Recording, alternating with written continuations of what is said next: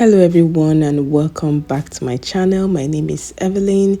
In today's recipe, I'm going to be showing you a very easy way to make fish pie or fish roll depending on the shape you make it. It's definitely one of my favorite Nigerian snacks. It's wrapped in a buttery flaky dough. It's so delicious and is a must try for everyone.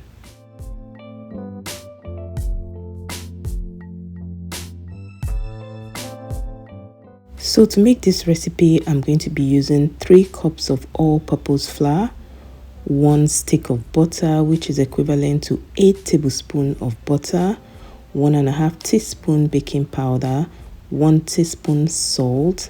Now for this recipe, I'm using canned mackerel, which I already mashed, but the typical way to make this recipe is to season and boil your mackerel, but this really makes it much easier for me.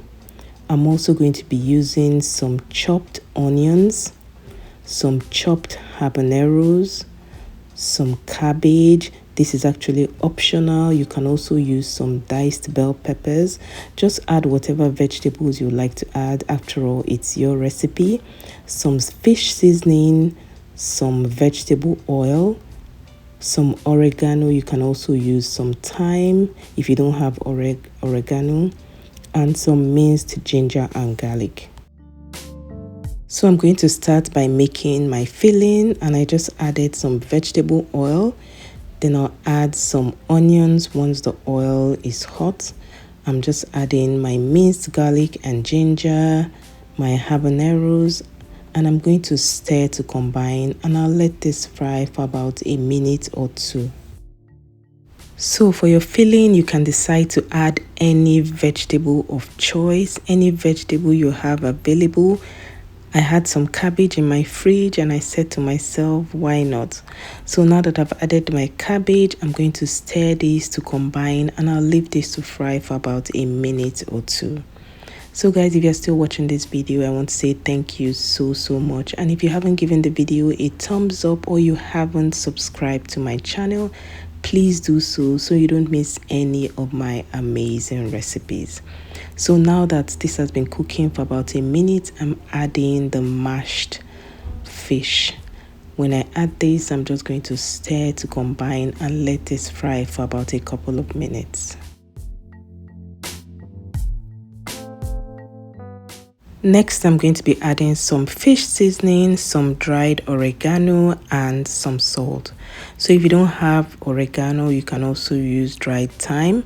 Oregano and dried thyme are from the same plant family, and any of them will do just fine. I'm going to stir this to combine and let this fry for about 2 to 3 minutes. At this point, my filling is ready, and I'm going to set this aside and let it cool down. Now make sure you let your filling cool completely before using it. If not, your dough can become soggy and tear. Also, mind the amount of oil that you use in making it, because too much oil can soak up your dough and you don't want that. Here I have 3 cups of all-purpose flour, and into that I'm going to be adding some baking powder, salt, and butter. So not to worry, the ingredients and their measurements will be in the description box, so you can check that out much later. Once I've added the butter, using my clean dry hands, I'll mix this through until it becomes crumbly, ensuring that the butter is thoroughly mixed with the flour. Now this process is going to take some time, so just be patient with it.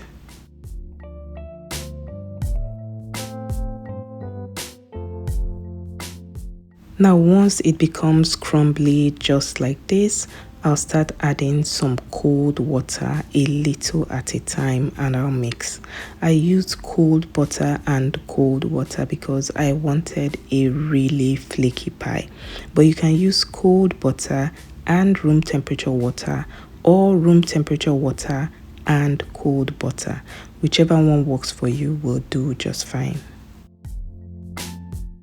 All I want to do now is to mix this until it forms a dough, and make sure not to make it too wet or too sticky. And just to add this tip, to make a really flaky dough, you need to use cold butter. Now I just want to mix this dough until it starts to come together to form a soft and smooth ball.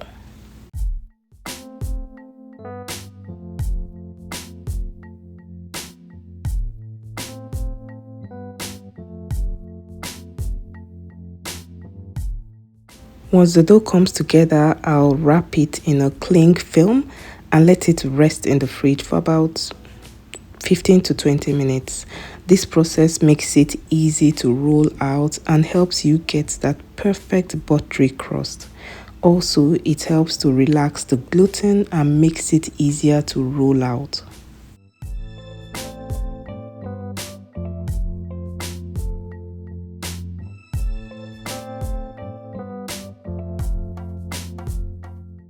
At this point, the dough has been in the fridge for about 20 minutes and the filling is completely cool. So the next thing is for us to make our pie.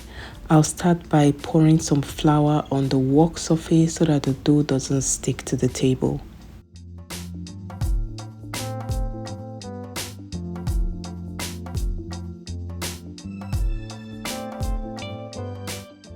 Initially, I started by cutting the dough into two manageable sizes and I started to roll it out.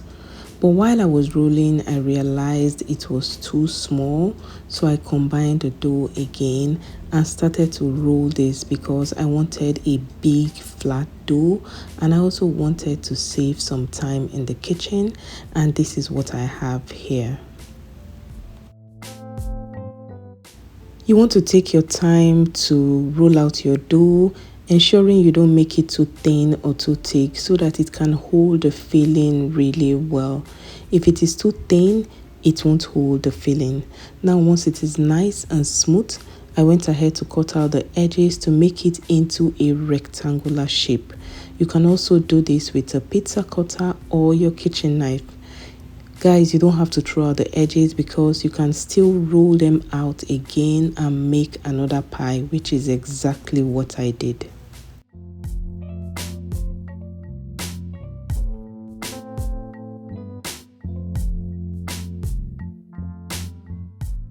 Now that I have this beautiful rectangular shape, it's time to fill it with that delicious fish filling that we made earlier. I'm going to start by gradually adding the filling in a straight line. Make sure not to add your filling at the edge of your dough so you can easily lift your dough and roll it over.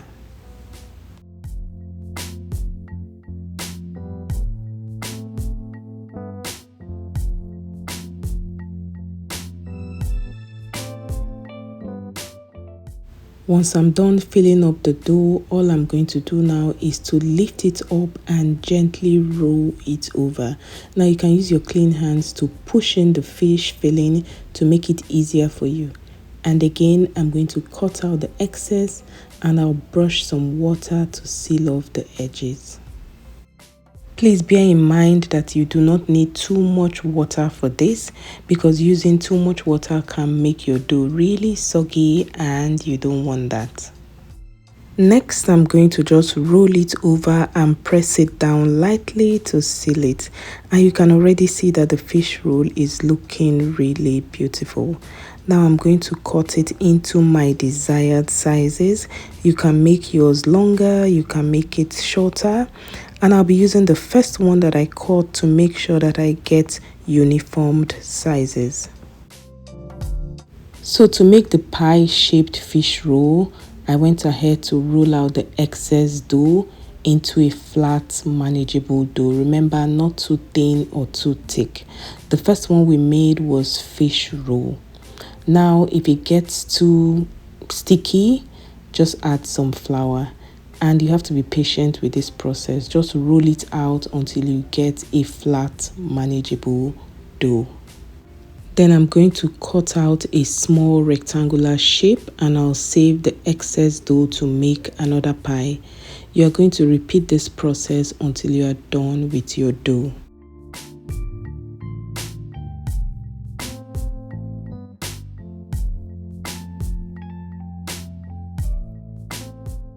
Like we did earlier, fill your dough with the delicious fish fillings so you can make your fish pie in any shape that you like. You can be creative in your kitchen. There's no one that says your fish pie must have a particular shape. Lift the dough and place it over the filling, and using a fork I'm going to seal the edges. Just follow the process and you will see that it is really easy.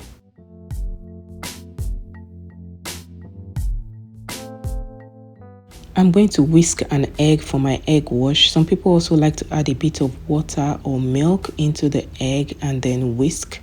Guys, after filling up my dough, this is what I have. I'll go ahead and I'll gently place my fish pie, a batch of my fish pie, into my air fryer, and I'll brush my egg over the dough before air frying it.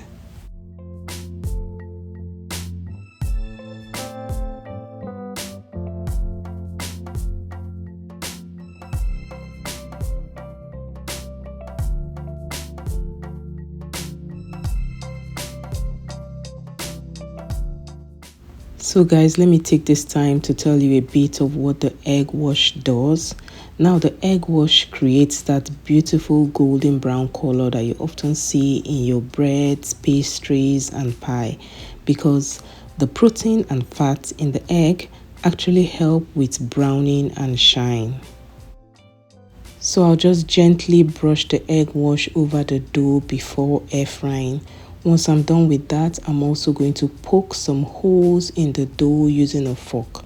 This prevents air bubbles from forming, as this allows the steam to escape while you are baking or air frying.